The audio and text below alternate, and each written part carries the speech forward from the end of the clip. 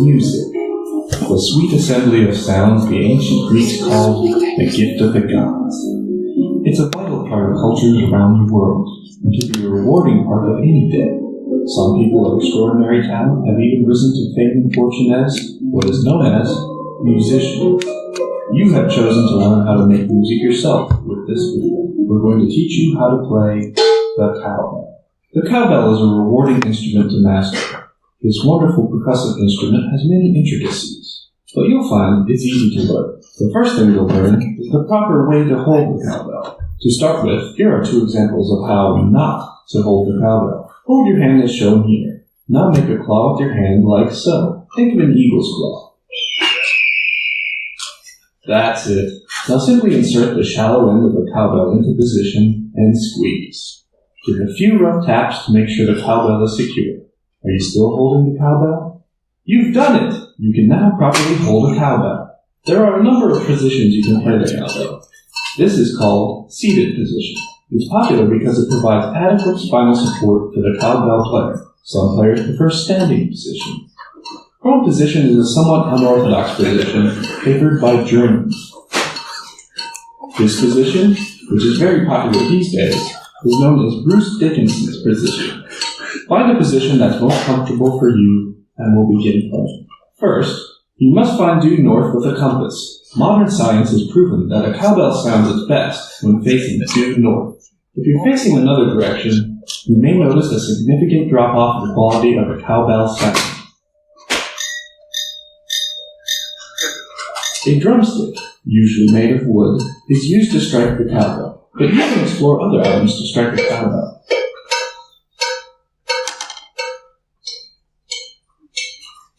We, however, recommend starting with a normal drumstick. Let's begin playing. We'll start out with a very recognizable piece of music. Note where the player chooses to add the cowbell.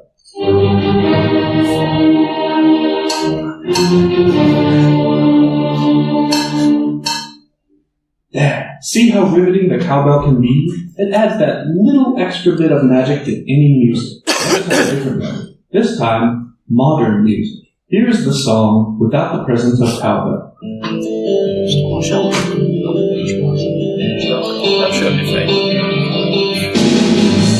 And now, with the cowbell. Be sure to play along at home.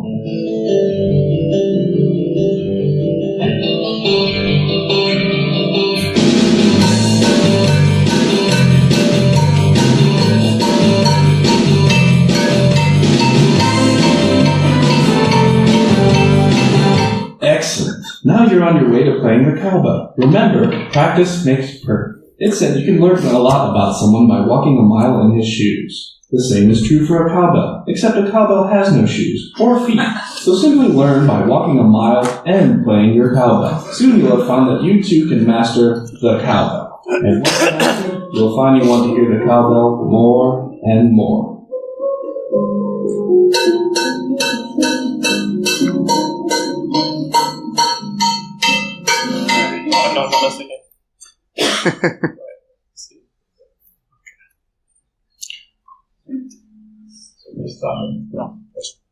Okay, good morning. Everybody enjoy the little cowbell tutorial there? Seems to be going quite well. We're the beer farmers. Well, we are 60% of the beer farmers. We're here to talk about organisations that take your security seriously, or actually don't. Not about cowbells. Not about cowbells. A little bit about cowbells. So, anybody under the age of 18 in the room? Show of hands. Or easily offended. I'll get to that. All right. We carry a parental advisory on this. We've taken over into consideration here. We've included the languages of the major threat actor nations. There might be a little bit of swearing in here. We need to say this because Andy Gill's with us. Professional swearer, amongst other things. We've got some contentious and perhaps controversial subjects to talk about. And any foul language will be strictly in context. Sorry. A little bit further away. Yeah, there. There. Yeah, you're a musician. So. Okay, so, thank you. I'm Mike, AppSecBloke on Twitter, muted by many. I lead a team of InfoSec professionals that work for an ISP south of the border. Sean? Hi, I'm Sean. So I'm a lead security engineer at a security company. I also co-lead the OWASP Scotland chapter, and I mainly deal with application security. I'm Andy Gill. I swear a fucking load. But I also work for Pentest Partners. We hack a lot of stuff. If you might see on Twitter today, I carry a baseball bat about airfields, so look, watch out for that. And yeah, I also run DEFCON Glasgow, so that's happening next week. Everybody fast along. It's in Glasgow. It's less dodgy than Dungey. So. Apologies all round. We said we're 60% of the beer farmers. There are two other members. John Opdenacker is in Belgium, so he's busy doing that. We're hoping to get him over here later in the year. He joined us at Leeds. We were 5-piece at B-Sides Leeds in January. And Ian Thornton-Trump, show of hands, anybody know who that guy is? Not related to Donald. He's no relation to Donald. He did once try and tell me he was a cousin, but I think that was trying to get something. He's currently in prison in Dublin, so unfortunately he can't join us. That's a joke, right? He's on business in Dublin, running. Don't know, but there you are. You can follow us all on Twitter individually. You can follow the Bear Farmers on Twitter. We're pretty busy shit posting most of the time, but hidden amongst all the shit posting, we like to think there are some valuable nuggets of information. We do get involved in some quite serious topics, and that's what we're going to talk about today. Okay, we brought some swag with us. We brought some drumsticks that are specially laser etched with our name and our motto, the Bear Farmers, here for you. We've got some cowbells because we're all about the cowbells. We've got stickers. Probably can't see them, but they're cool, I promise you. And we've also got some fridge magnets, which are even cooler. Now, we're not sure how to distribute this swag. We're sure how we're not going to do it, which is how we did it at Leeds, which was to throw it around. I almost took somebody's eye out. It wasn't great. But. Yeah. So we'll probably just leave it all here, and at the end you can come and help yourselves. It's limited supply, but first come, first serve, because I'm not going to try and throw a cowbell at the back of the room. It's going to kill somebody. Okay. Yeah, we don't have enough money for lawyers. We don't have enough money for anything. You've got merch. I walked here from Manchester. Okay. Who's that guy? Also known as? Correct. So, anybody alive when Kojak was on TV? Show of hands. 5 people. Yeah, he's dead. I feel dead. Stefan looks nearly dead. He was a famous American TV show detective, and he had a saying. His catchphrase was, "Who loves you, baby?" And so, who takes his security seriously, baby? We're going to examine that right now. Okay. I'll be surprised. Who wasn't in a Yahoo data breach? Show of hands. Yeah. So, yeah, not super. I was. Yahoo lost quite a lot of data since 2012, possibly beforehand. But you look at the numbers there, we're talking 450,000, that's a high number, 22 million, 500 million. Now, 500 million, we'll just pick on that in 2014. The Russian FSB, formerly known as the KGB, hired a Canadian, I think he was an Estonian guy living in Montreal, to capture some high-value targets, I think 5 high-value targets that were American politicians that were using Yahoo to send and receive confidential government files. Excuse me. And so, rather than take the trouble to try and access these 5 individual accounts, the hacker concerned just took everybody's account, including mine. I was a bit pissed about it at the time. That published number was 500 million records. The actual number that the industry thinks is 1.5 billion records, which is why practically everybody in here was involved in that breach. That was to get access to 5 mailboxes, but a lot of data.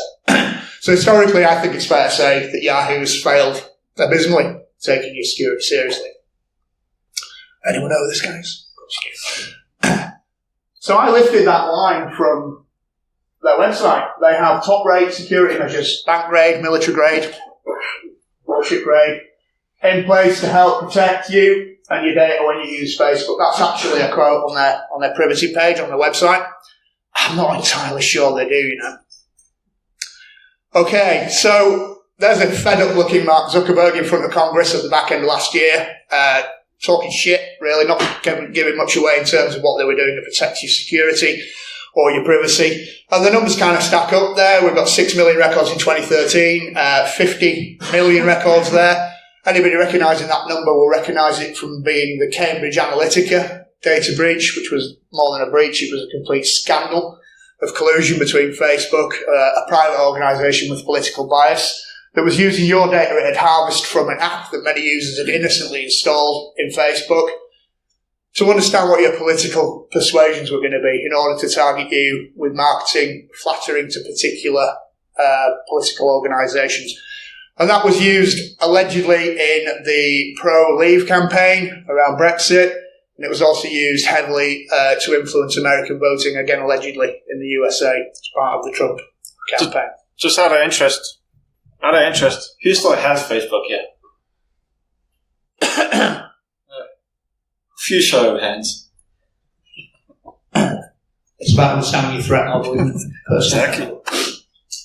But lots and lots of numbers, and again, in the left-hand corner there, we take people's privacy seriously. It's just bullshit, absolute bullshit. There's no evidence to support that they do that because the data that they're leaking supports it.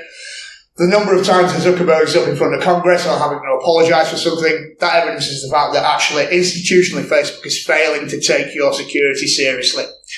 And here are another couple of things about Facebook. They appear to be quite cool with hate speech. You know, you turn Facebook on and you'll see somebody that's retweeted something that's quite disgusting. Yeah. Not retweeted, it's Facebook. Rebooked. Refaced. Sorry, my apologies. Refaced. Shared something that's on Twitter next, right? Yeah. Politically subversive activity. So we've seen that. So we see bot farms being created across all social media that are constantly posting stuff that is flattering to political organisations. And again, the Cambridge Analytica example demonstrates that they don't mind too much. Has anybody reported somebody on Facebook for something? Not truly. They're not quick to react to that either. They're very slow. I was receiving personal abuse from somebody, an actual real person, a long time ago. And I had all the evidence, I had all the private messages, etc., sent them all over to Facebook, and that person was still operating a month later. And I think it wasn't until several other people had reported that Facebook finally disabled the account. It's not good enough. And ultimately, and Andy's got a little quip about this, you know, they're unhappy to take care of your security, but they're more than happy to monetize your presence on their platform. Do it. What the fuck am I saying there? You are the oil. You are the product. We've rehearsed this. If the platform is free, you are the product. It's the same for all social media. It's the same for LinkedIn. It's the same for Twitter. It's the same for Facebook. It's the same for Amigo. Anyone use Amigo? Yeah, it's free. You get your data gets sold. It's the same for everything. Google's also they sell your data as well. Nobody gives a fuck about your security. So yeah. I've had my 30 seconds of fame. That's me. That was 5 swear words in there. Great. We care. Oh yeah. We care. Okay, we've got a little video. It's the last video, but very north of the border. Before we play it, by the way, we're all Scottish. Fact. Well, I'm not. Shh.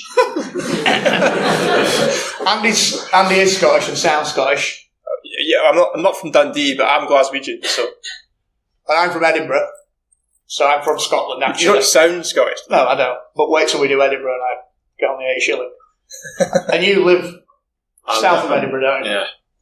So we're all Scots, right? So I just started Facebook and I was just like to sell shoes and dresses and stuff and get some likes, put up some videos of wee cats, and then it all got pure out of hand. And then before I knew it, Trump was president and Brexit happened, and it turns out folk was using all my addresses. And see, to be honest, I'd be happy selling 3 pairs of socks down the bars, 3 for £1, 3 for £1. Or this has just got a bit of pure out of hand.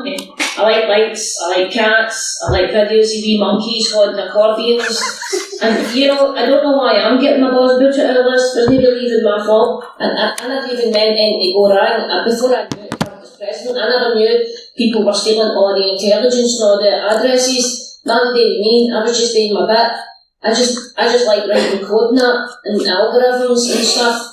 I think it is your fault, son. At the end of the day, you've kept all people's information and you've gave it to everybody and you've got that bammy bastard in the White House. So I think it might just be your fault. So stop trying to do it, you wee ball bag.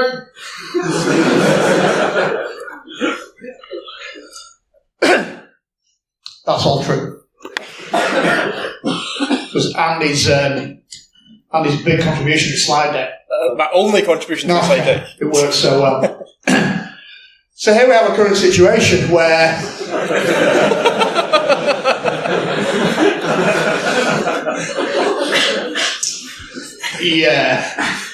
this is why I'm still on Facebook. That image was posted by a mate of mine on Facebook. Thank you. It's sole use case. I found it. So there you go. But you know what? This is kind of what people are thinking. So Facebook is evil, run by an evil guy with evil intent, an evil organisation. He just likes. That's all. Are we cats? We cats playing monkeys playing accordions. And there is zero or little trust in the organisation, the platform, even the technology. Anybody think it needs regulating by properly regulating? Social media generally, okay? A few not sure. And then, going back to Sean's point from a few minutes ago, who was previously a Facebook user that on the back of the scandal and the data leaks and all that deleted it? Proper show of hands if you've done that. Okay, so not too many. Who actually has a Facebook account? Let's go right back to the beginning. A lot of people. Just about everyone. Okay. But I'm guessing you think maybe a bit like I do, that you assess your own threat model, right? And if your threat model is that you share pictures with members of the family in Australia, then who gives a shit, yeah? That's my view. So Twitter aren't much better, okay? We spend a lot of time on Twitter again. You probably muted us, if not blocked us. If not, why not? You probably will be doing it as we speak right now. Yay. They've had very little data breach, 250,000 records in 2013 and 330 million records, I knew that. In 2018, so that's pretty recently indeed. 330 million records. Unbelievable. That's nearly the population of the USA. 365 million people in the USA, 330 million people in Twitter got their records breached.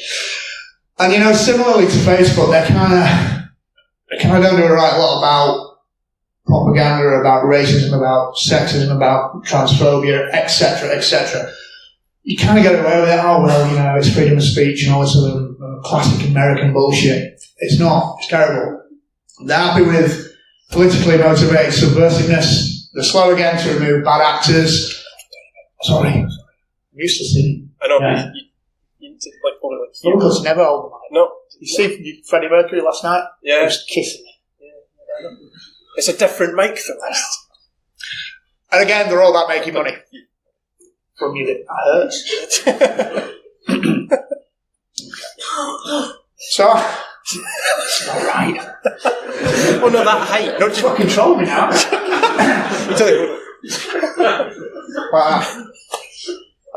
Better? Okay. That was sweet. That's too far away. Okay, back on track. So I lifted this off Google. Googled it last year, actually. So they reckon that there's at least 3 records of leaked data per human on the planet.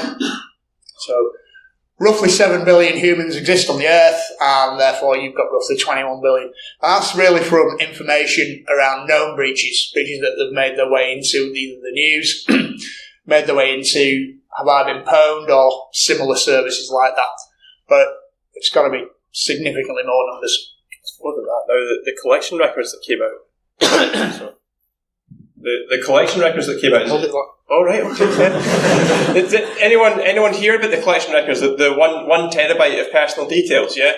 I may or may not have acquired that information. It's 100 billion unique usernames and passwords. So that's like 5 times that. So that's, 15 for every person on the planet? It's quite a bit more. So, yeah. It's pretty scary. And leaks are happening all the time. Breaches are happening. Every day you hear of new things. We've got a slide later on about...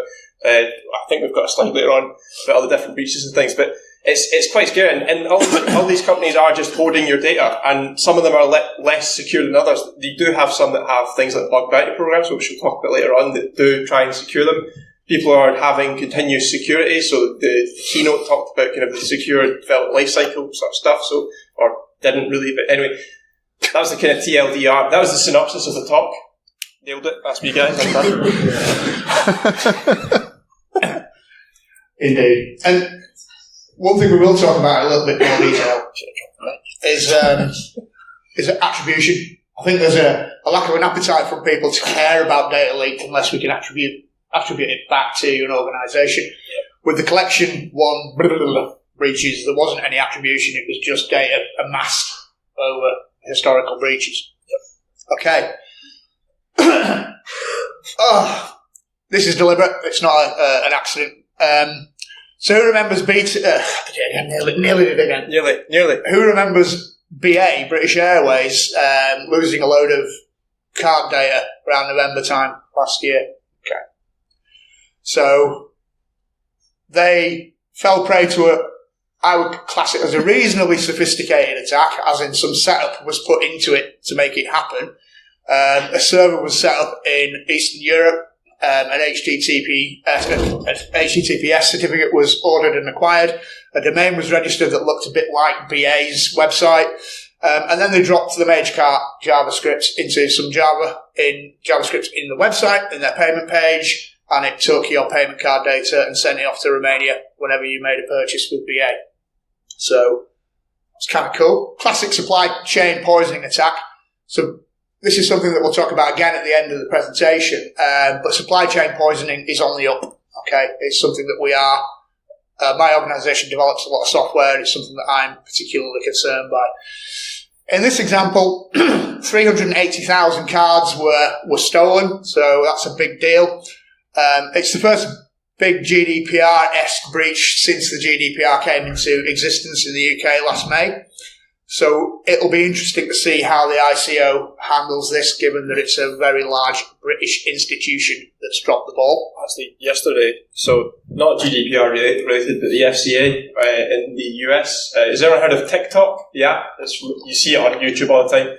They got fined $5 million yesterday by the FCA for leaking personal data. So it's happening all over the world, but like GDPR is big fucking GDPR, everyone's talking about it, but it is like, 10? I'm not an expert on this, but it's like 10% or like 5% of your gross turnover you get fined. So Google got fined, but other people get fined. There's lots. Give the mic back. No, you're right. You're right, yeah. It's up to 4% or 20 million euro of your annual revenue. Whichever's highest. Whichever's higher. Sean, you want to say a few words about the GDPR? You've got views.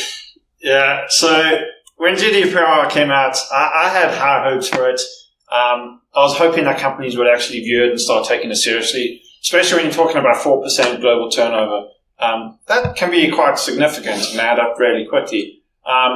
Unfortunately, I haven't quite seen it take on. Maybe it's too soon to tell, but we're constantly seeing almost on a daily basis, this breach has happened, this breach has happened, this breach has happened.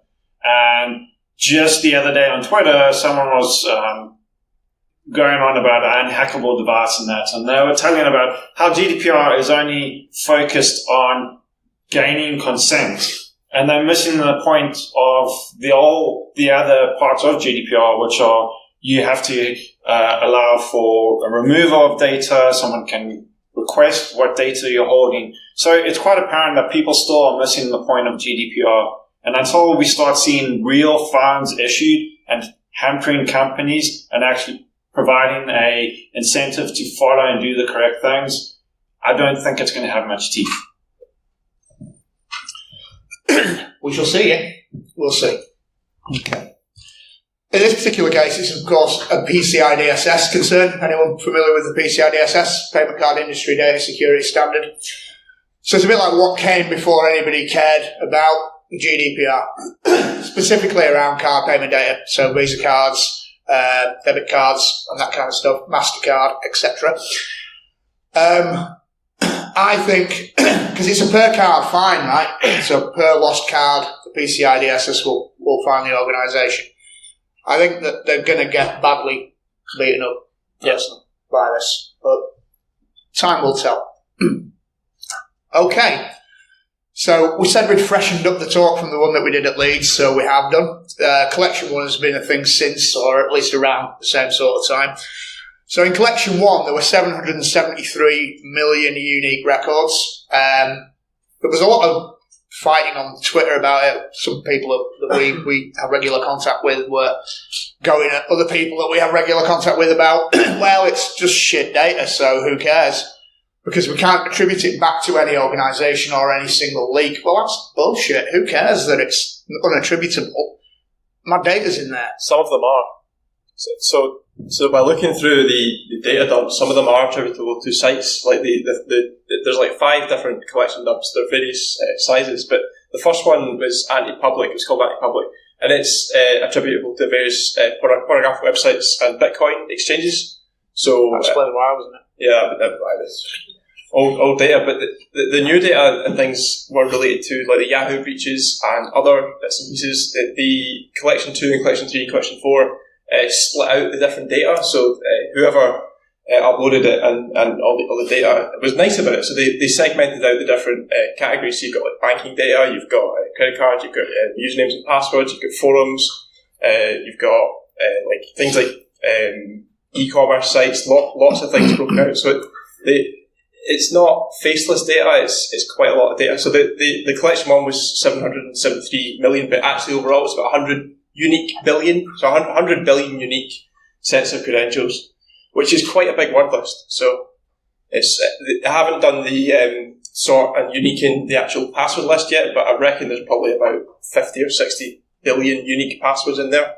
We're talking like password 1, small lowercase, uppercase, that's like a different password, but there's going to be a lot of word lists coming out of that. So it may be the new RockU that everyone uses for pen testing. It may end up being that. So anyway, that's my 2 cents.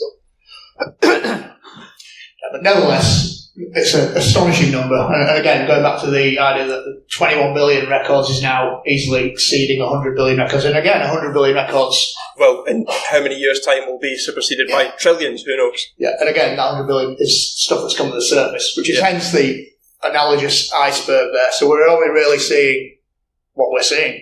Yeah, okay. And it does drive home the point that there is all the data is all out there, basically. I just want to add one thing.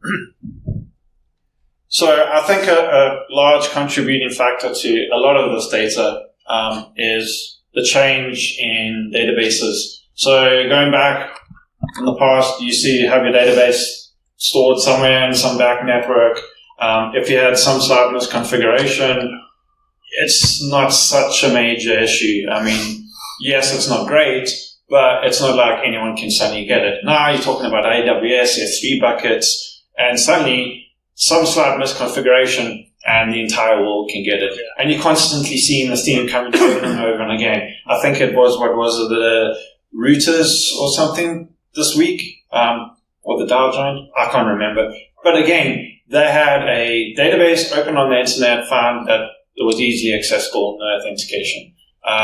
2 weeks ago, or a little bit longer than that, a Swedish medical company, all core records, wide open on the internet, no authentication needed. So constant theme happening again and again. So if you're going to put something on your database on the internet, make sure it's thoroughly tested, reviewed, and you have the correct configuration for it. Or just don't put it there. Or that. Better still. Yeah, absolutely. Quick show of hands again. Anybody seen this graphic before, this website? Okay. Its information is beautiful, and they do a really beautiful visual representation of the data breaches, I think going back to around 2004, thereabouts. I find it particularly impactful at work when I'm doing presentations internally, because everybody in the room is in one of these blobs, or one or more of these blobs. At our last presentation, Ian was with us, and he was staying at the Marriott at that particular time, and so we took the piss out of him a little bit because he was stopping at the Marriott and they just lost a paltry 383 million records. They're about 380 million. The problem is almost unimaginable. I get a little bit concerned, increasingly concerned, that we're caring less about it because of the frequency in which it's happening. And I think that desensitisation is a real worry for me as an information security professional. That unless the number is in the bazillion, it's not even newsworthy. Nobody seems to want to get too excited about it. Or if it's a known site. Or if it's, Yahoo lost another 500 million. Well, yeah, that's Yahoo, isn't it? But I used to work in local authority in education for a fairly large authority, and we got really upset if one record was breached, particularly if it was a child, a vulnerable child, or a child with special educational need, anything like that. That's one record. So I care enough about it to be upset by one record going out. So imagine how upset I get when it's 500 million. Okay. Fucking rage. But yeah. So whether it's one, whether it's a million records, it's a record. It could impact somebody in an adverse or negative way. We should give a shit. Okay. Who's that?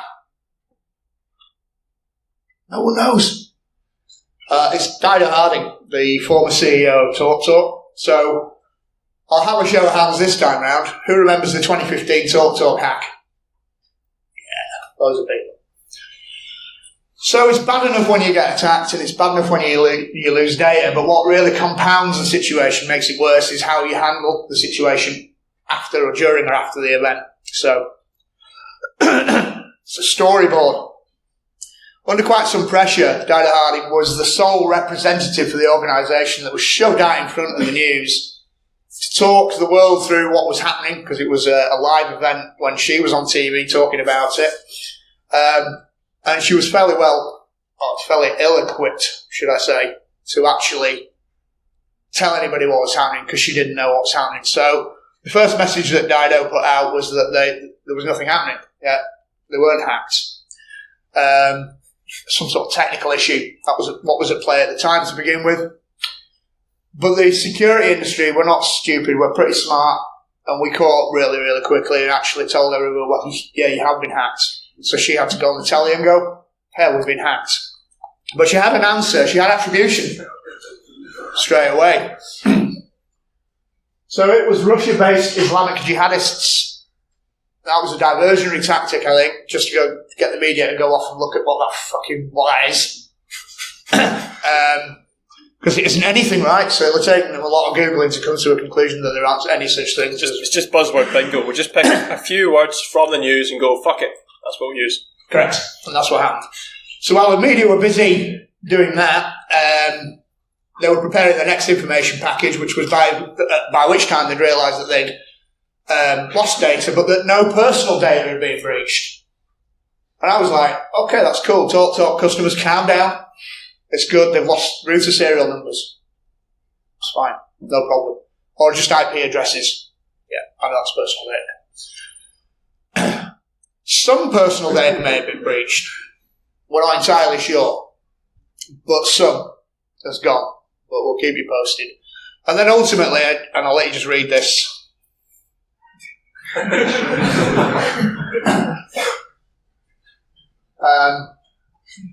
Andy Gill suggested we put that disclaimer at the bottom. So we put that disclaimer at the bottom.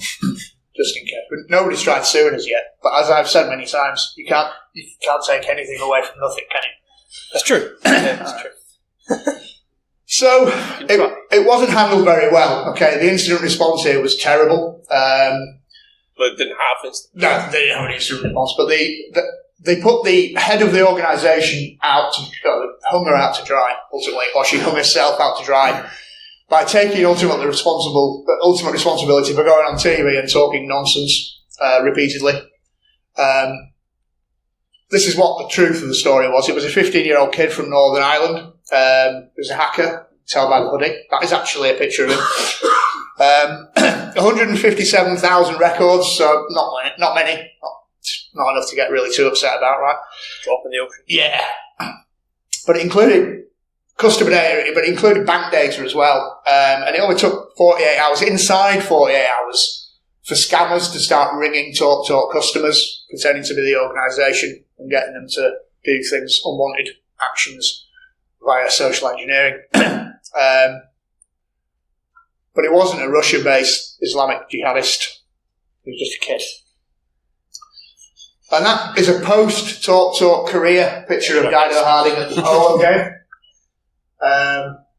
Notice the nappy pin thing there. I guess that's part of the kit. I don't know. But she doesn't look too flustered by it. She was made a baroness as a consequence of that, and off she fucked. Which, for anybody that doesn't know, who's heard of Jenny Radcliffe? She's a clever social engineer. She does some telework as well on The Hunted. She killed a troll that had a go at her shoes at a conference, and by telling him... And actually killed them, though, just to clarify. Well, you've seen the shoes, right? Yeah. Anyway. She got away with it, moved on, and TalkTalk moved on. Going back to the point that Sean made earlier, because it was pre-GDPR, it was data protection era fines. So the Information Commissioner's Office fined TalkTalk £400,000 for that breach in 2015. Under GDPR, going back to the idea of 4% of global revenue or €20 million, whichever is higher, the fine could have been as high as £72 million, which is a big difference. It's a few quid. It's a few quid. Now, TalkTalk could have absorbed that because their revenue in 2015 was £1.8 billion. Okay? But they'd have upset a few shareholders, right? Who are living on the dividends. That's not a good look. Not a good look at all. Although seemingly companies recover from bad PR, don't they? Which is why Facebook is still on the go. So just to add something to that whole fiasco is, and we see this often on Twitter, we get someone going out on behalf of the company, not giving the correct advice, especially under pressure. So one thing that companies need to do is make sure they have some sort of strategy when dealing on social media as well as the media itself, especially in terms of an incident response plan. Make sure that you have all the facts and details on hand beforehand before you give any official correspondence to media. Doing so means you're going to have the right information, you can give the right details, and you don't end up with a scenario where it's information going back and forth. Yeah. Absolutely. And we'll talk about a bit more of the anatomy of handling a data breach in a little bit. So, what we don't want to do is paint a picture of organisations that everybody out there is out there not caring about security, because a lot of organisations, and the vast majority of organisations, do, and they are doing something about it. Of course, it seems that the larger the organisation, the less they care. That's the perception. I'll let you draw your own conclusions from that. One thing that is a fact is the larger the organisation, the larger the data they often have, and therein lies a different worry. But firms are doing things like adopting robust security controls. They are doing security rather than doing compliance and then hoping that delivers security. You should do it the other way around. We are seeing an emergence of responsible disclosure being a thing. Anybody that knows Victor Gevers knows that he's been actively involved in that community for a number of years. I think he's done around 5,000 responsible or coordinated disclosures. He's a demon at it. And he's leading the way. He's a pioneer in that space around working with organisations when the bad things happen to handle them smoothly. And to do the right thing after you've failed. I think it's the best way to describe it. Bug bounty schemes, we've got a slide on that. Andy's quite actively involved in that space. And Sean. Sean, yep, as well. You both got CVEs to your name? I have 2. Yeah. 5, 6. None. That's not my neck of the woods. Threat exchange, we'll touch on that. Breach handling, we're going to talk about that in detail. And then multi-factor authentication. That's something we're going to talk about as well. So let's have a look. So MFA, Ian couldn't be with us, but there is a picture of him here. Very, very dark. It's a bit not very clear, but that's Ian before he started shaving. Who here uses MFA? I'm gonna let Sean run with this one. Right, who here uses MFA? Nice. Quite a few show of hands. One of the things that MFA help prevent against is things like credential stuffing. So those who don't know, credential stuffing is where you take known passwords from a most likely a known breach and you try them on different accounts. And since people reuse passwords, hey presto, you suddenly got access. MFA will then prevent that adding another layer. Some companies are doing a really great job in terms of encouraging MFA. So MailChimp is one where they give you, I think, a 10% discount if you have MFA enabled on your account. Fortnite, I'm sure a lot of people in this room know what will play Fortnite. They encourage MFA by giving away free items in Fortnite. So yeah. Yeah. I think the general point is it's some MFA is better than no MFA. Yeah. So we get involved in arguments a lot, don't we? We do. Not against each other. We wait. What are you trying to say? Argumentative bastards. We're on the same page about pretty much everything. Andy keeps quiet because you're always busy doing things. I have a life. But things like password managers, you may have seen if you follow me on Twitter, that I ran a poll. Should you use them or should you avoid them? Those are the two questions. I got 4,280 votes on Twitter on that particular poll. 89% were in favour of using a password manager.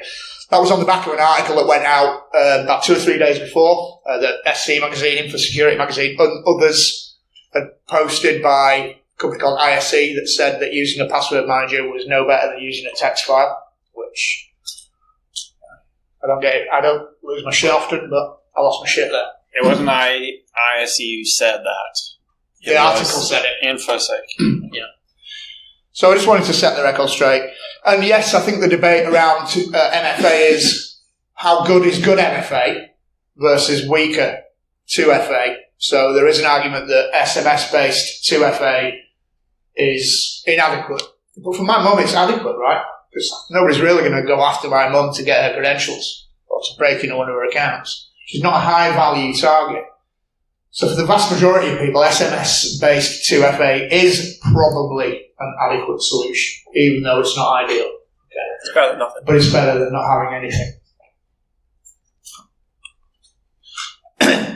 Responsible disclosure. So who works for organisations that run responsible disclosure? Not too many. Shut up there. Who knows what? Yeah, who's aware of what they are?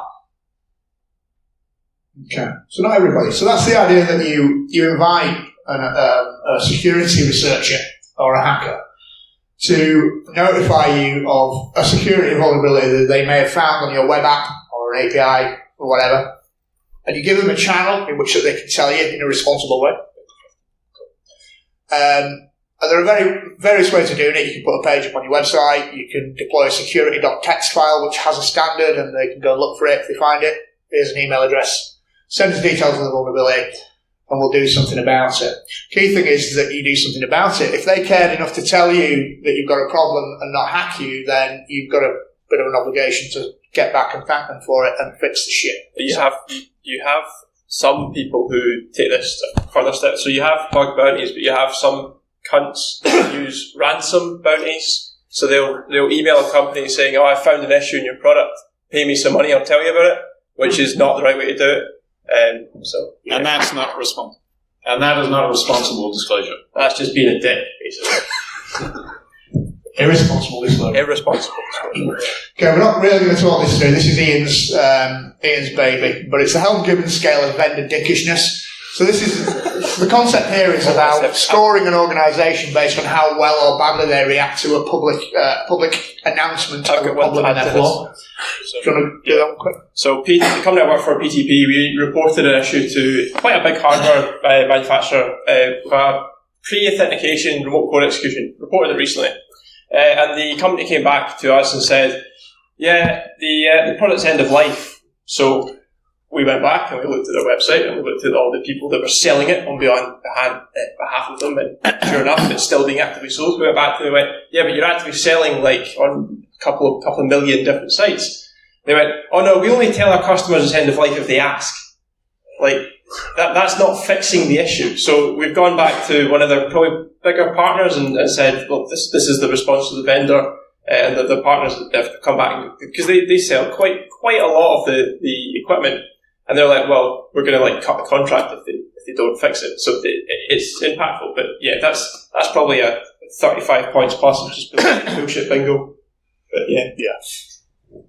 Okay, cool. So test and fixing stuff, and we're going to speed up a little bit because we're not got a great deal of time left. But yeah, pen test, not just the tech, not just your software, not just your network, not just your infrastructure. Pen test your people. Okay, so people are the most likely attack surface in an organisation, whether that's by inadvertently clicking a link, inadvertently getting social engineered some other way. That's what's going to happen. Holding a door open for someone physical. Absolutely. So pen test your building. Okay, yeah. I just wonder also, pen testing is not just finding vulnerabilities, it's also testing your procedures, your standards, your processes, and making sure that those are working. Yeah. Completely agree. Don't be afraid to get... killing myself now. Don't be afraid to get independent auditing. So get somebody to come in and have a look at your company. It's a really valuable thing. Don't be afraid of it. Don't be afraid of a company coming in and telling you that you're shit, even when you pay them to do it. Because they're there to mark your homework. You can do all your own testing from all your own viewpoints, but your baseline is your own understanding of your company. Get someone else to come and do it as well, because you can learn some really important things about your company that you were blissfully unaware of. Really good tip. Get involved in improvement programs. Engage management. Engage people around the organisation. Bake security in. So if you're designing a thing, building a software application, building a network, get your security considerations in at the beginning and then bake them in. Okay. Patch stuff. It's an entirely different subject to talk about in its own right, but don't be afraid of patching. I hear patching is hard. I understand it's hard. But it's because it's work. Just get on with it. Do it. Because the consequences of not patching can be far more severe than the work and effort, time and money it took to patch your stuff. One thing to add to that, if you're patching things in a production environment, don't just apply patches blindly, because sometimes shit will fall over. So patch and development, then push to production when you know it works. I've seen companies patch things in production and then all their systems are down because something doesn't work. So test, patch, test, patch, test, patch, test. Yeah. So on and so forth. Definitely. Have a patching program. Don't just do it as a one-off operation. Make sure that you're regularly doing that. And don't just patch before the pen tester's coming in, because that's not how it works. No. Keep eyes on the supply chain. So we saw what happened to poor old British Airways there with the upside-down jumbo jet. And get involved in awareness campaigns within your organisation. We talk about people. I hate the term that people are the weakest link in security. That's just bullshit, okay? People are the likely attack surface, but that's through ill education. It's your responsibility to give them what they need. Have you been pawned? Yes, you have. I think we've well established that. I dropped this slide in because it's useful in the organisation just to get somebody from the audience to volunteer an email address, drop it into this service. Guarantee there'll be a hit every time. It's quite impactful. Okay. Are you counting me down with your fingers now? Yeah. Oh, fuck. Okay, quick word on bug bounties. So, bug bounties are part of a more secure, kind of wider security program. A bug bounty doesn't replace pen testing doesn't replace bug bounties, but they can run in unison, in parallel. Essentially, you open your product or your company up to external parties to come in and hack you. Now, the difference between bug bounties and pen testing, I did a talk at these that outlines it entirely, but essentially, you're having maybe hundreds, maybe even thousands of hackers look at your product and tell you when shit's broken. In return, you should pay them some money. Some companies give you internet points, but internet points don't pay the bills. So Some give you a t-shirt. Some give you a t-shirt. I mean, there was a guy who found a bug in Sony, quite a serious remote code exclusion bug, and they gave him a t-shirt. Whereas there was another company that someone found a missing header, so it was X-frame options, and they gave him £100 Amazon vouchers. So yeah, that's the difference between the two. You can have shit bugs and get paid lots, and good bugs and get paid fuck all. So there's good. There's also a lot of kind of learning opportunities for security researchers, people who are just students and stuff. It's easy money.